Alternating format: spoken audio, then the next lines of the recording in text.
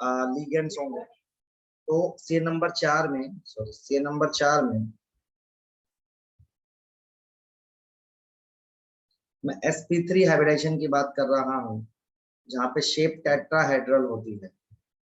यदि आप देखेंगे कोई भी टेट्राहेड्रल आप ड्रॉ करें, जिसमें टेट्राहेड्रल ड्रॉ भी करूँ, है ना, तो इस तरह का कुछ टेट्राहेड्रल होता है।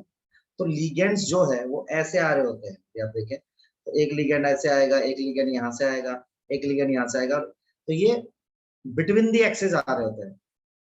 और लिगेंड्स आर कमिंग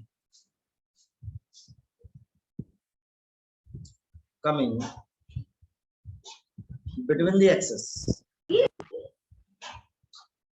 तो लिगेंड ना एक्सेस के बीच में आ रहे होते हैं। तो जाहिर सी बात है, रिपल्शन की यदि बात करी जाए इस केस में, तो रिपल्शन किसको ज्यादा मिलेगा?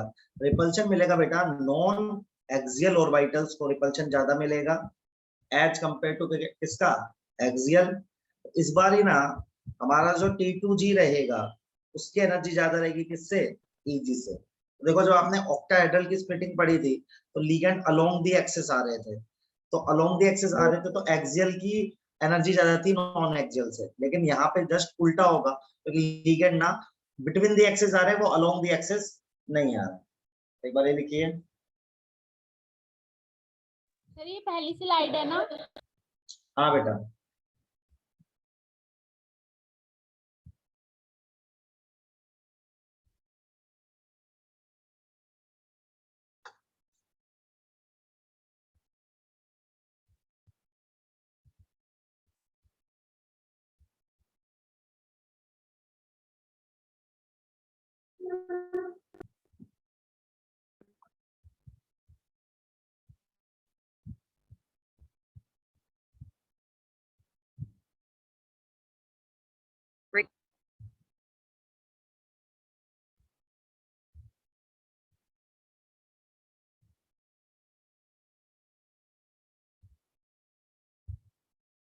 तो जो टेट्राहेड्रल शेप बन रही है ना, उसमें जो लिगेंड है वो अलोंग दी एक्सेस नहीं आ रहे हैं, वो बिटवीन दी एक्सेस आ रहे हैं, तो जिसकी वजह से नॉन एक्सियल ऑर्बिटल है। देखो जैसे मतलब ये वाली जो ऑर्बिटल है जो ये बताई थी, तो जब एक्सेस पा रहे थे तो इनको रिपल्शन ज्यादा मिल रहा था। अभी लिगेंड ऐसे आ रहे हैं, तो नॉन एक्सियल ऑर्बिटल्स को ज्यादा रिपल्शन मिल रहा है ना। तो नॉन एक्सियल को ज्यादा मिल रहा है। T2G की एनर्जी किससे ज्यादा रहेगी? EG से। अब इसका एनर्जी लेवल डायग्राम बनाऊंगा, पहले आप इतना लिख लीजिए एक बार।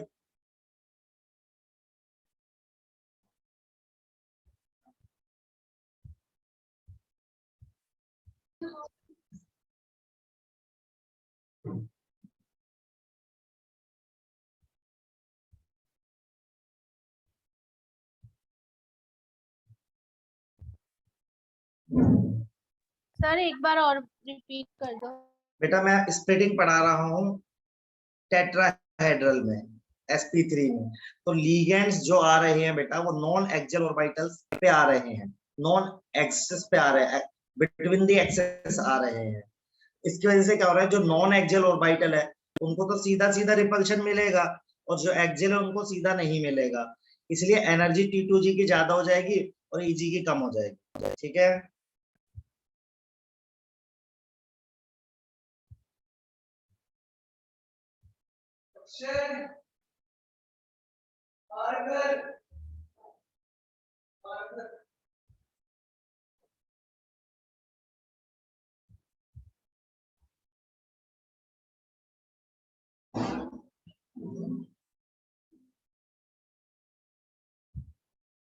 बढ़ो आगे। Yes sir. तो देखिए, यदि मैं यहाँ पे एनर्जी का एक्सेस बना दूं पिछली बार की तरह, तो मान लेते हैं यदि यहाँ पे यदि इनिशियल एनर्जी है, डी ऑर्बिटल की इनिशियल एनर्जी है, ठीक है, तो ये है D orbital in absence of ligand. जब लिगेंड अप्रोच करता है तो एनर्जी क्या हो जाती है? बढ़ जाती है। अब बढ़ेगी तो स्प्लिटिंग होगी बेटा, स्प्लिटिंग होगी तो इस बार ना T2G की एनर्जी ज्यादा रहेगी इसके कंपैरिजन में, EG के कंपैरिजन में, ये पढ़ा है। This is T2G, this is EG, और ये जो एनर्जी गैप है ना बेटा, इसको बोलते हैं डेल्टा टी। डेल्टा टी का मतलब क्या है बेटा, ये बताया था मैंने, CFSE बोलते हैं अपन इसको, is known as crystal field splitting energy. Sir approach का मीनिंग क्या होता है? इसका बेटा अप्रोच क्लोज कहाँ पे लिखा मैंने? सर नहीं, अप्रोच का मीनिंग। अप्रोच मतलब जब उसकी तरफ आ रहे होते हैं, अप्रोच कर रहा है लिगेंड उसकी तरफ, मतलब आ रहा है उसकी तरफ, डिस्टेंस कम हो रहा है ना। इसका फॉर्मूला लिख सकते हैं क्या बेटा, तो number of electron in T2G, sorry, number of electron in, जितने भी इलेक्ट्रॉन रहेंगे ना T2G में, उसको मल्टीप्लाई करना पड़ेगा अपन को 0.4 से, प्लस जितने भी इलेक्ट्रॉन रहेंगे EG में उसको -0.6 से, तो नेट आ जाएगा। ठीक है, तो ये आ गया हमारा, ये एज इट इज मैंने आपको ऑक्टाहेड्रल में पढ़ाया था, जस्ट उल्टा था, आप चेक करेंगे एक बार ये लिखेंगे आप, फिर मैं आपको सवाल करने की टेक्निक बताऊंगा सीधे। ठीक है, स्प्लिटिंग आपने पढ़ ली है, मैंने आपको पिछली बार स्पेक्ट्रोकेमिकल सीरीज बता दी थी, इसमें दो तरह के लिगेंड बता दिए थे, एक स्ट्रॉन्ग फील्ड थे, एक वीक फील्ड थे। तो जो स्ट्रॉन्ग फील्ड होता है वो पेयरिंग करवाता है इलेक्ट्रॉन की, और वीक फील्ड पेयरिंग नहीं करवाता है।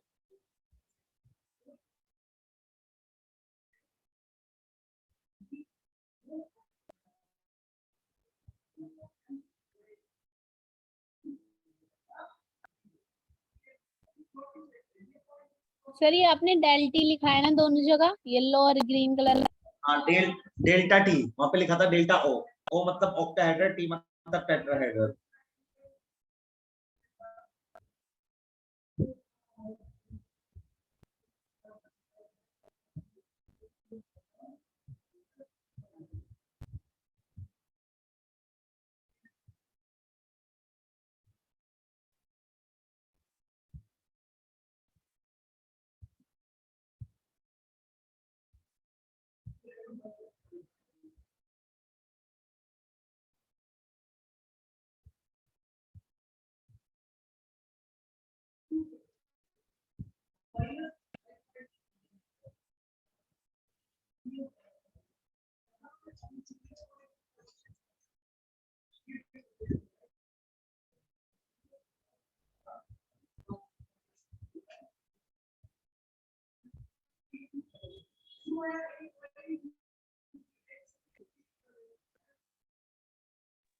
Done sir.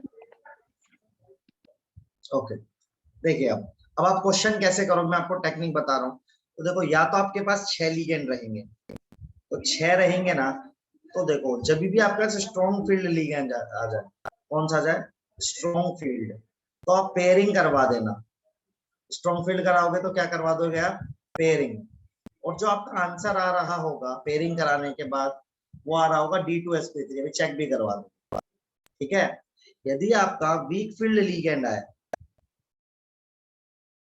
ठीक है, तो नो पेयरिंग, आप पेयरिंग नहीं करवाओगे, सही है, आगे इलेक्ट्रॉन हो गए। और इन केसेस में जनरली आंसर आता है sp3d2। और इन दोनों ही केस में जो ज्योमेट्री आती है, ठीक है, जो ज्योमेट्री आएगी दोनों ही केस में, वो आएगी बेटा ऑक्टाहेड्रल।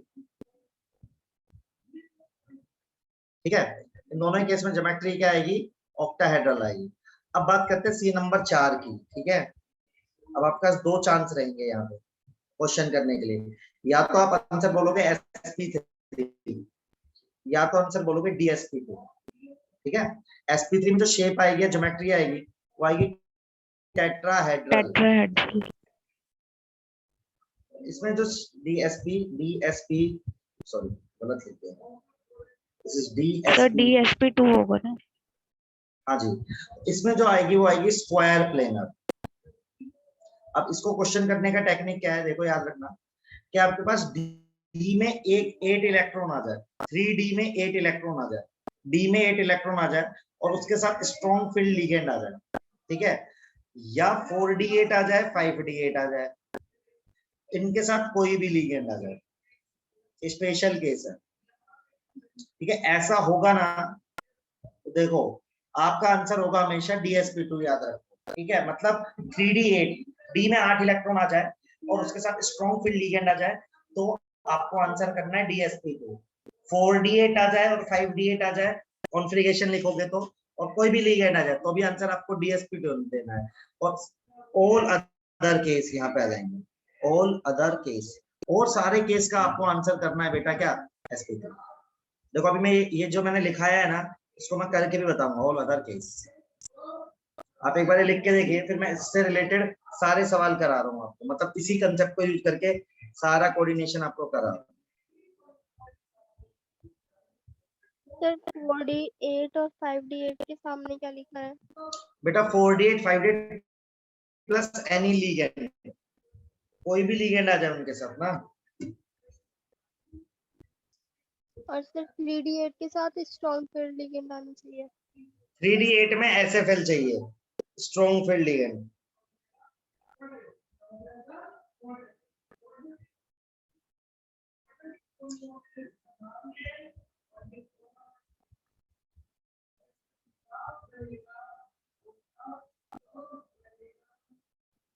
देखें आप। Yes sir. अच्छा, जिनको लो स्पिन हाई स्पिन में टेंशन है ना, इसको लो स्पिन भी बोलते हैं, जो इस वाले कॉम्प्लेक्स को बोलेंगे लो स्पिन, या इसको बोलेंगे inner orbital complex, inner orbital. इसको बोलेंगे अपन हाई स्पिन, हाई स्पिन, या आउटर ऑर्बिटल। इसको बोलेंगे अपन हाई स्पिन यहाँ पे, इसको बोलेंगे लो स्पिन।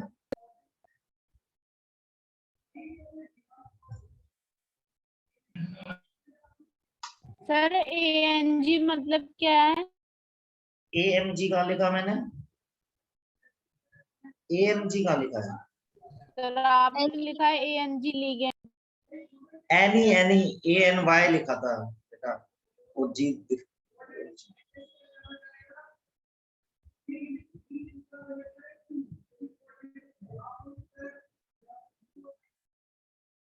कोई भी लिगेंड आ जाए मतलब।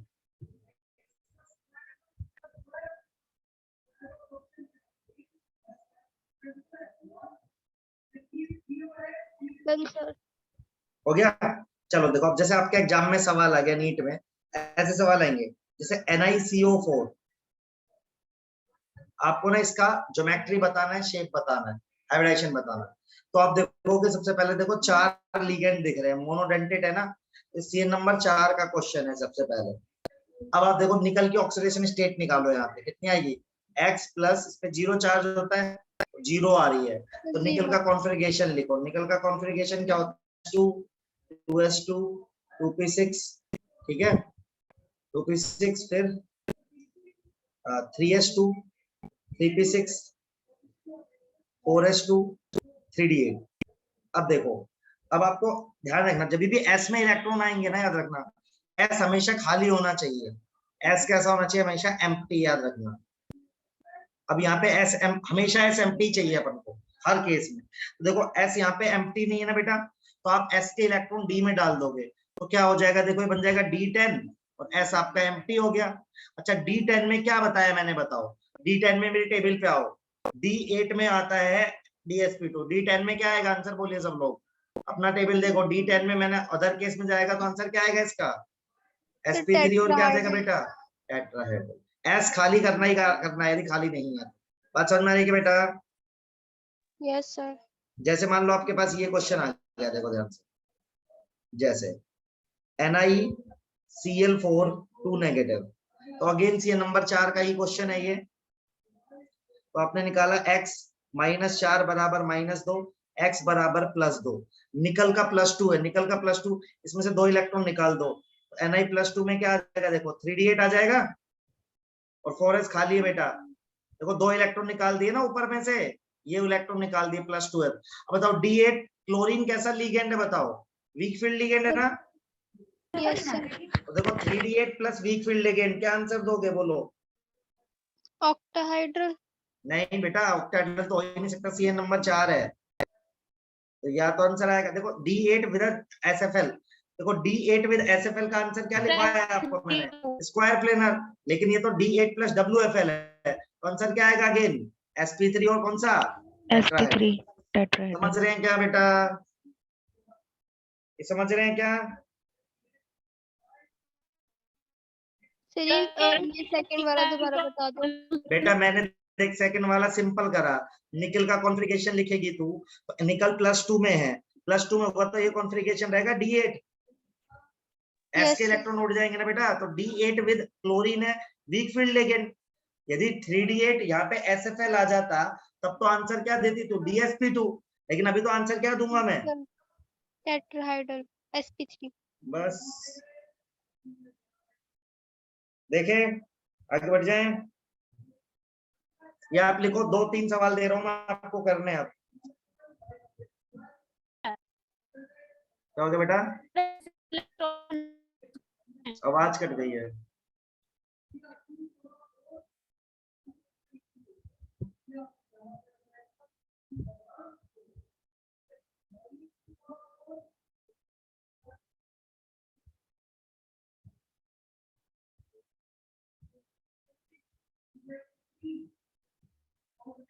बढ़ू आगे? Yes sir.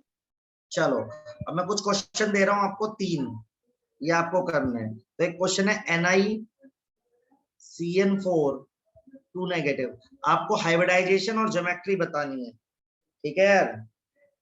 एक क्वेश्चन है ZnCN4 2 नेगेटिव, एक क्वेश्चन है NiH2O6, एक क्वेश्चन है K4FeCN6। करिए इनको। लीगेंड की टेबल मैंने आपको बनवाई है कि कौन सा SFL है, कौन सा WFL है, ये सब आपके पास है पहले से।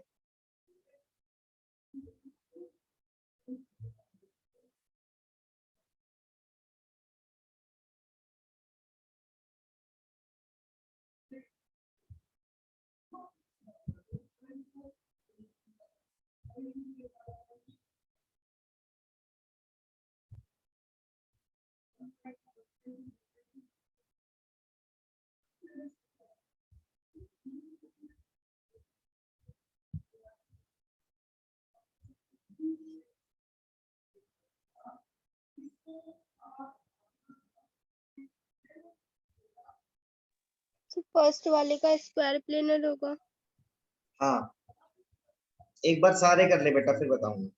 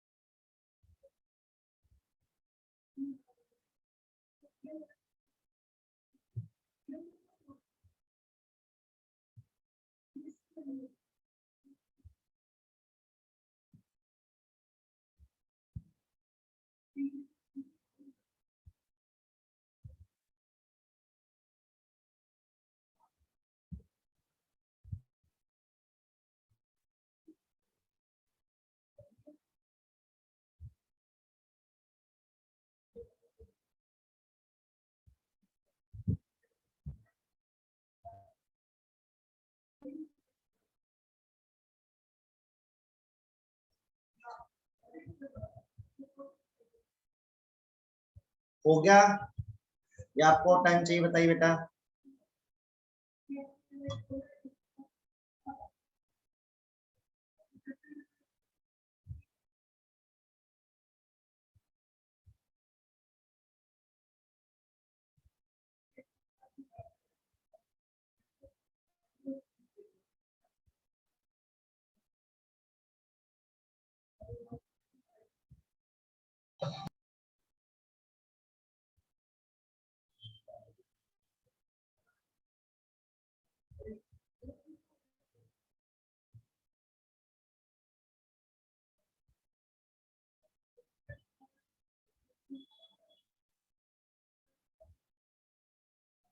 वंदना पहले का DSP2 आएगा, DSP3 कुछ होता नहीं ना।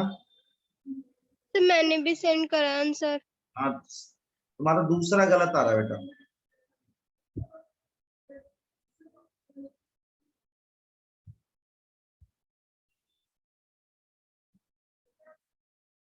दो मिनट हो रहा है, सब लोग देख लीजिए फटाफट।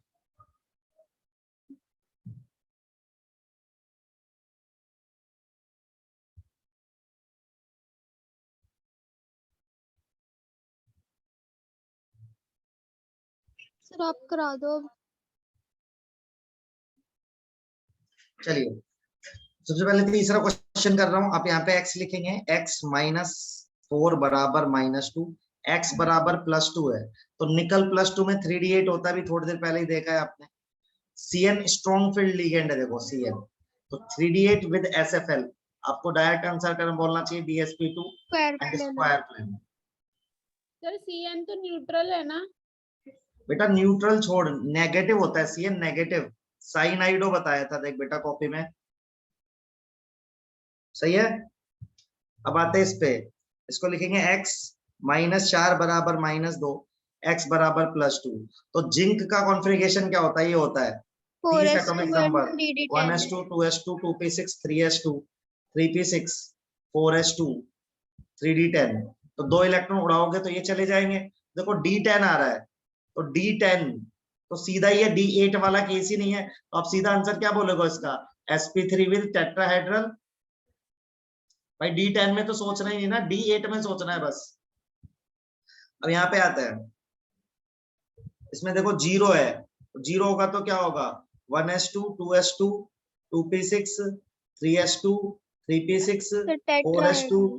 3d8। बेटा यहाँ सी नंबर 6 है, तो आंसर या तो होगा sp3d2 या d2sp3। तो इसमें D10 कर दोगे आप, और वीक फील्ड लिगेंड है पानी। तो मैंने देखो डी सी नंबर 6 में क्या लिखा है मैंने, आप देखो सी नंबर 6 में लगाया कि वीक फील्ड आ जाए, तो जनरली कौन सा हाइब्रिडेशन होता है, sp3d2। तो इसका आंसर क्या बोलोगे बेटा आप, जो मैंने अभी सवाल दिया है, sp3d2। और शेप क्या आएगी इसकी, ऑक्टाहेड्रल। सही है। अब ये देखो, इसमें देखो +4 + x -6 बराबर 0, तो +2 में चला गया। आयरन का 26 होता है बेटा, तो लिखोगे 1s2 2s2 2p6 3s2 3p6 4s2 3d6। तो 2 इलेक्ट्रॉन निकाल दोगे तो d6 आ जाएगा। अब देखो ये स्ट्रॉन्ग फील्ड लिगेंड है, तो Cn नंबर 6 में देखो स्ट्रॉन्ग फील्ड लिगेंड होता है, तो क्या आंसर करते हो तो बोलो।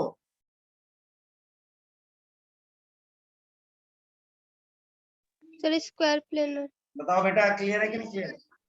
बेटा स्क्वायर प्लेनर कहां से आ जाएगा, सी नंबर 6 है बेटा, 6 बेटा, 6 में आता ही नहीं स्क्वायर प्लेनर।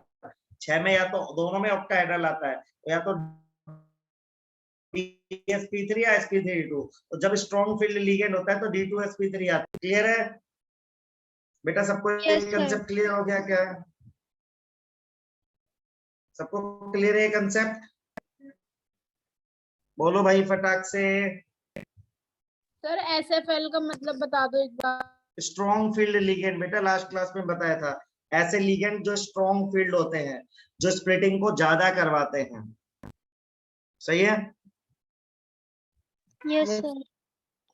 और सर जो चलिए, ये वाला क्वेश्चन, हाँ एक क्वेश्चन बोलूं सर मैं। हाँ हाँ बोलो बिल्कुल।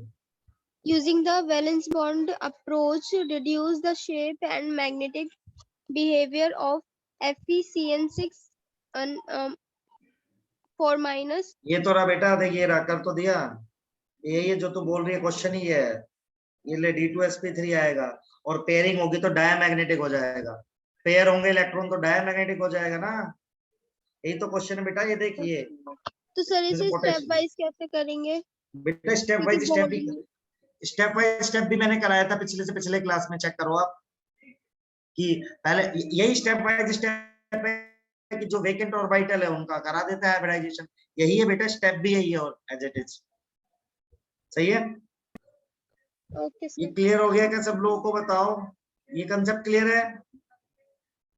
बताओ यार, सब लोग शेप वेप निकाल लोगे, ज्योमेट्री शेप सबको क्लियर हो गया? मैंने आपको Yes, शॉर्टकट sir. बता दिया है, एकदम सारे सवाल हो जाएंगे। ठीक है, चलिए अब मैं आपको पढ़ाऊंगा। ये मेरा ये वाला पोर्शन खत्म हो गया है। अब मैं आपको पढ़ा देता हूँ आइसोमेरिज्म फटाफट। ये पूरा नहीं हो पाएगा आज, ये आपकी लास्ट क्लास भी है, तो देखते क्या है। तो आइसोमेरिज्म, तो आइसोमेरिज्म में सबसे पहले आपको पढ़ा रहा हूँ स्ट्रक्चरल आइसोमेरिज्म पढ़ा रहा हूँ। देखो आइसोमेरिज्म होता क्या, याद रखना, होता ये है कि मॉलिक्यूलर फॉर्मूला सेम रहता है।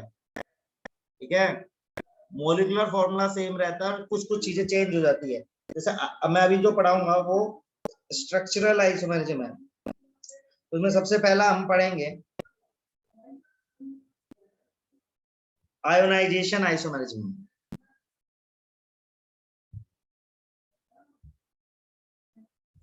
आयोनाइजेशन आइसोमेरिज्म, देखिए आयोनाइजेशन आइसोमेरिज्म क्या होता है।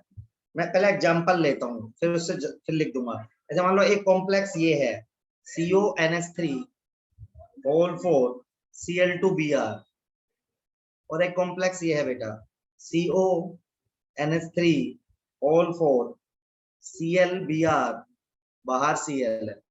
अब देखो यदि आप इन दोनों को तोड़ोगे तो ये कैसे टूटेगा? ये टूटेगा CONH3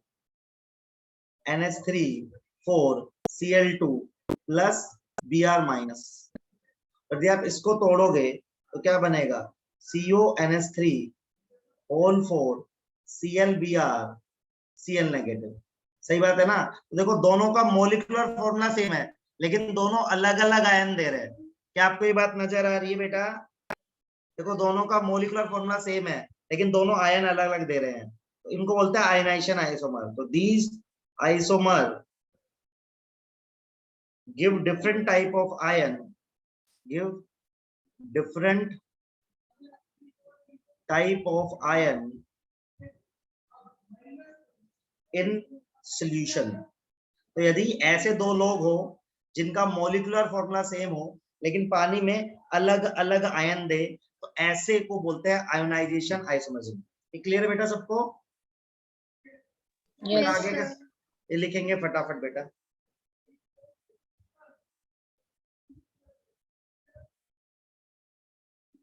सर एक बार आइसोमेरिज्म का मीनिंग बता दो।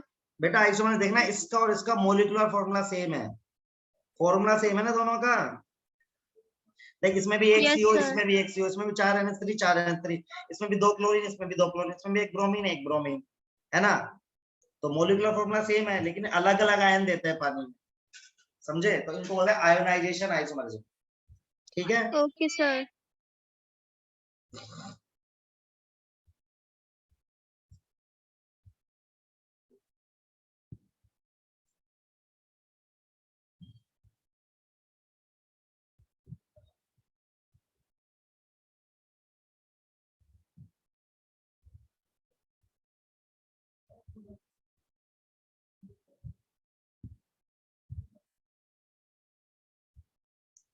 आगे बढ़े।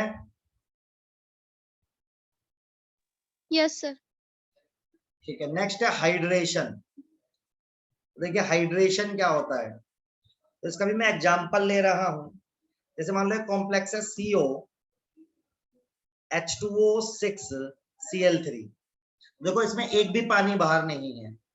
अब एक फॉर्मूला लिख दूं मैं, H2O5 Cl H2OCl। देखो इन दोनों का मॉलिक्यूलर फॉर्मूला एकदम सेम दिख रहा है सबको कि नहीं दिख रहा है? बताओ भाई, दिख रहा है? Yes sir. लेकिन देखो ये एक भी पानी नहीं देगा, ये एक पानी देगा, ये बाहर है ना पानी, तो हाइड्रेशन बोलते हैं इसको। ठीक है, तो ये क्या है, वेयर, देखो, it is the isomer where water molecule is exchanged by ligand, देखो वाटर मॉलिक्यूल तो बाहर चला गया, क्लोरीन को अंदर ले लिया, पानी को बाहर भेज दिया, क्लियर है, तो ऐसे को बोलते हैं अपन हाइड्रेशन आइसोमर। ठीक है, नेक्स्ट,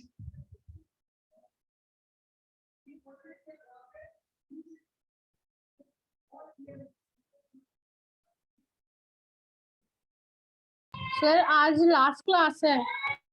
बेटा ऐसा मैसेज तो है, मुझे नहीं पता है बेटा, मेरे को नहीं पता है, आपकी तो आपसे बात हुई होगी, मुझे कुछ आइडिया नहीं है, पर हाँ मेरे को तो ये बोला गया है, वो क्यों है ये नहीं पता मुझे, वो आप पूछ लो एक बार मैं उनसे जिनसे आपकी बात होती है ना। मेरे को तो लास्ट ही क्लास का है बोला है आज, आपके ग्रुप पे मैसेज भी आया ना बेटा, तो आप एक बार कंफर्म कर लो, पर मेरे को भी लास्ट ही बोला उन्होंने।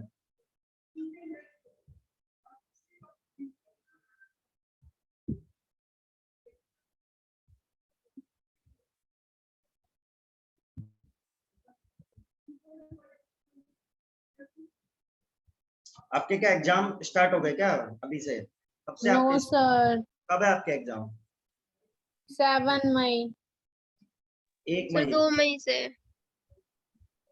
जल्दी क्लास बंद हो गई है आपकी तो।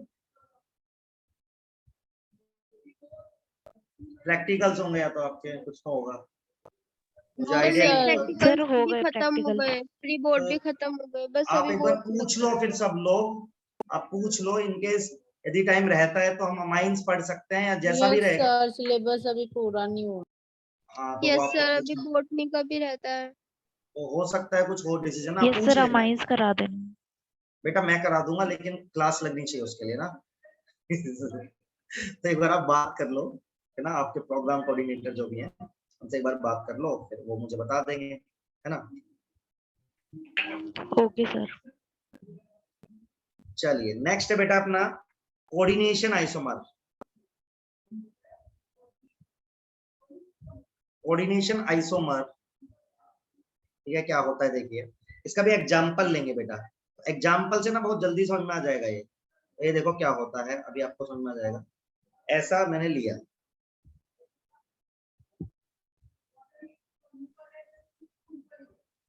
तो अब इसमें क्या होता है ना, लीगेंड ना एक्सचेंज हो जाते हैं एक दूसरे के, देख रहा है आपको मेरा एग्जांपल से बहुत इजी है, देखो समझ में आ रहा है, एक दूसरे के लीगेंड एक्सचेंज हो गए, समझ रहे हो आप, तो ये कंपाउंड है, ये कंपाउंड है, तो ये दोनों कंपाउंड में ना आपस में, ये दो अलग अलग कंपाउंड है, ये पूरा एक कंपाउंड है, इसमें कैटायन और एनायन दोनों कॉम्प्लेक्स है, इसमें भी कैटायन एनायन दोनों कॉम्प्लेक्स है, तो आपस में लिगेंड क्या हो गए, एक्सचेंज हो गए, तो मैं लिख रहा हूं देखो, it is shown by complex which have both cation and anion as complex ion, तो वही दिखाएंगे जिसमें कैटायन और आयन क्या होगा, कॉम्प्लेक्स होंगे, सही बात है, ठीक है ना। ligand is exchanged between cation and anion, अब समझ गए क्या सब लोग, तो देखो ये इसका इसका इधर भेज दिया ligand, इसका इधर भेज दिया, तो नया कंपाउंड बन गया, तो ऐसे जिनमें कि भाई दोनों कॉम्प्लेक्स, देखो यहाँ पे कैटायन भी कॉम्प्लेक्स है और एनायन भी कॉम्प्लेक्स है, वही लोग कोऑर्डिनेशन आइसोमरिज्म को शो कर सकते हैं, क्लियर बेटा। Yes sir.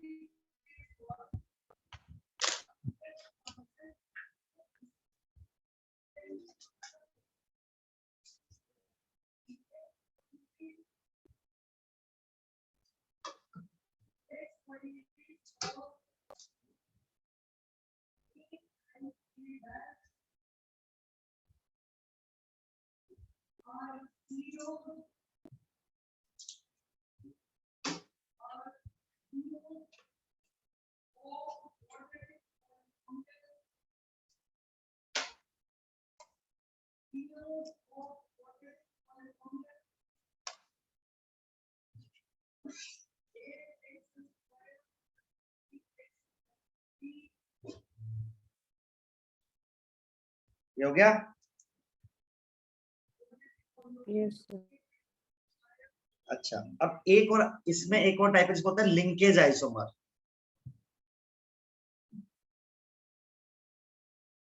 आपको उससे पहले ना एक वर्ड सीखना पड़ेगा। तो एक लिगेंड का टाइप होता है बेटा जिसको बोलते हैं एम्बीडेंटेट लिगेंड, ठीक है। तो क्या होता है एम्बीडेंटेट लिगेंड। एम्बीडेंटेट लिगेंड मैं आपको बताता हूँ, जैसे मान लो मेटल है, जैसे NCS एक नेगेटिव एक लिगेंड होता है, ठीक है, NCS नेगेटिव, है ना। तो होता क्या है, देखो ये चाहे तो नाइट्रोजन से भी कनेक्ट हो सकता है और ये चाहे तो सल्फर से भी कनेक्ट हो सकता है, समझ रहे हो आप? तो इसके पास दो दो कनेक्टिविटी है, तो इसकी लिंकेज मतलब तो ये दो तरह से कनेक्ट हो सकता है। तो ये लिंकेज आइसोमर क्या होता है, it is shown by complex, it is shown by complex which have ambidentate ligand। समझ रहे हो? और एग्जांपल दे सकता हूं, जैसे मैं एम्बीडेंटेट के आपको, जैसे एक तो हो गया SC, ये बताया आपको, है ना। एक होता है जैसे CN negative, Sir, NO2. Exactly. तो CN नेगेटिव में CN नेगेटिव भी हो सकता है और ये NC नेगेटिव भी हो सकता है, बिल्कुल जैसे NO2। तो नाइट्रोजन से भी कनेक्टिविटी हो सकती है और ऑक्सीजन से भी हो सकती है इसकी, समझ रहे हो आप? जैसे मैं आपको एग्जांपल देता हूं, देखो इसका एग्जांपल देता हूं। जैसे मान लो अपने पास एक कॉम्प्लेक्स है, ये CO NH3 5 NO2 SO4। एक as it is same complex है CO NH3 5 ONO SO4। देखो सब कुछ सेम है दोनों कॉम्प्लेक्स में, लेकिन इसमें पहले वाले में ना ये NO2 इधर नाइट्रोजन से कनेक्टेड है, इसमें ऑक्सीजन से कनेक्टेड है। तो इन दोनों का जो नाम होगा, इन दोनों को बोलेंगे अपन लिंकेज आइसोमर। ये बात समझ रहे हो क्या? फिर एक बार और बता दो। बेटा देखो एग्जांपल देख तू, एग्जांपल इसमें NO2 लिखा है, उसमें ONO लिखा है, मतलब इसमें नाइट्रोजन से कनेक्टिविटी रही होगी, मतलब इसमें CO के साथ NO2 जुड़ा होगा ऐसे, और इसमें CO के साथ कौन जुड़ा होगा, ऑक्सीजन जुड़ा होगा, समझ रहे हो आप? तो इस लिगेंड को बोलते हैं एम्बीडेंटेड लिगेंड। तो जिन भी कॉम्प्लेक्स के पास एम्बीडेंटेड लिगेंड रहेगा वो कॉम्प्लेक्स बेसिकली कहलाएंगे क्या, लिंकेज आइसोमरिज्म, और वो लिगेंड्स को बोलेंगे अपन एम्बीडेंटेड। सर इसकी कोई टेबल है, एम्बीडेंट लिगेंड्स कौन बेटा कौन बता से दिए, हैं? 3 ही है, तीनों ही काम आएंगे, मैंने लिख दिया, ठीक है। सर जिसमें एम्बीडेंट लिगेंड्स होते हैं उसको लिंकेज आइसोमर्स हाँ, बोलते हैं। उनको लिंकेज बोल सकते हैं, वो लिंकेज आइसोमर शो कर सकते हैं एग्जैक्ट। और सर एम्बीडेंट लिगेंड्स वो होते हैं जो मेटल के साथ जिसमें दो कनेक्टिविटी हो।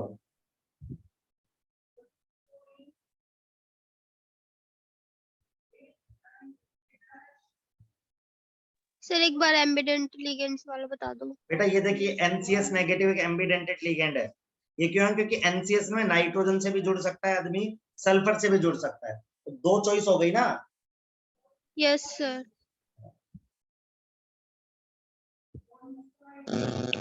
और सर सारे ये मोनोडेंटेट में आएंगे ना? Exactly, all the ambidentate ligands are monodentate. Monodentate का मतलब है एट ए टाइम ये एक से कनेक्ट होंगे, ये एक ही कोऑर्डिनेट बॉन्ड बनाएंगे, लेकिन एक कोऑर्डिनेट बॉन्ड बनाने के लिए इनके पास दो दो ऑप्शंस है, समझ लो आप। ऐसे NCS negative is a monodentate ligand, so it can either connect with nitrogen और सल्फर, क्लियर।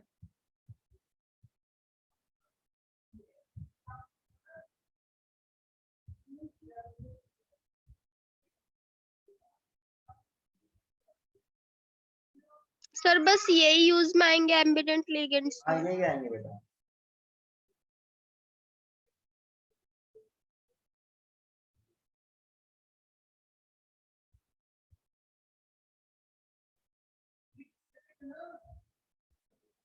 चलिए अब मैं ना इतना रख रहा हूँ, अभी आपके पास 10 मिनट है, आप अपने डाउट वगैरह पूछ सकते हो तो पूछ लीजिए, क्योंकि अभी तो मैं मान के चल रहा हूँ यही लास्ट क्लास है, राइट? तो अभी ये चैप्टर लगभग खत्म है, इसमें एक छोटा सा पोर्शन बचा है, ठीक है? बट अभी मैं चाह रहा हूँ आपके पास 10 मिनट, क्योंकि मेरी 6:10 पे फिर से क्लास होगी, तो अभी आप अपने डाउट्स पूछ सकते हैं, एटलीस्ट 10 मिनट है आपके पास, है ना? सर अभी